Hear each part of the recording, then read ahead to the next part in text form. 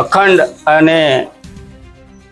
ભારતના શિલ્પી એવા શ્રી સરદાર વલ્લભભાઈ પટેલની 150મી જન્મ જયંતિના વર્ષને આપણે આ વખતે ખૂબ ધામધૂમથી માન્ય વડાપ્રધાન શ્રી ઉજવી રહ્યા છે। ત્યારે સમગ્ર દેશની અંદર આ કાર્યક્રમ પણ થવા જઈ રહ્યો છે। ત્યારે છોટાઉદેપુર લોકસભા મત વિસ્તારમાં પણ દરેક વિધાનસભામાં સરદાર સાહેબના માનમાં દરેક વિધાનસભામાં પદયાત્રા યોજાવાની છે અને આ પદયાત્રાની અંદર ગુજરાત સરકારના અને ભારત સરકારના માન્ય મંત્રીશ્રીઓ ઉપસ્થિત રહેવાના છે।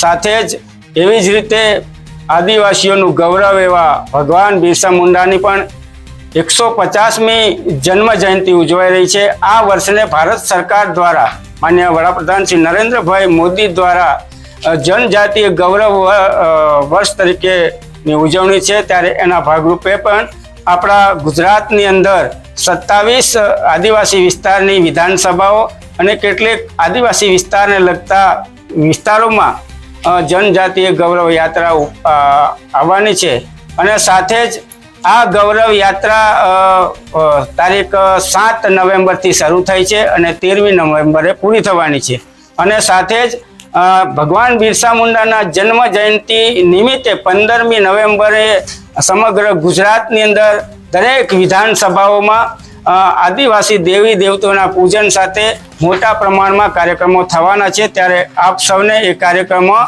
સહભાગી થવા વિનંતી કરું છું, અપીલ કરું છું। વંદે માતરમ। નમસ્કાર। કમોસમી વરસાદના કારણે ગુજરાતમાં મોટા પ્રમાણમાં ખેડૂતોને જે નુકસાની થઈ છે એનું સર્વે થયા પછી ગુજરાત સરકાર દ્વારા ખેડૂતોને મદદરૂપ થવા માટે 10,000 કરોડ રૂપિયાનું એક સહાયનું પેકેજ જાહેર કર્યું છે। ત્યારે ગુજરાત સરકારનો આભાર માનું છું અને ગુજરાત સરકાર જે ખેડૂતોને વારે આવી તે બદલ એમનો આભાર માનું છું।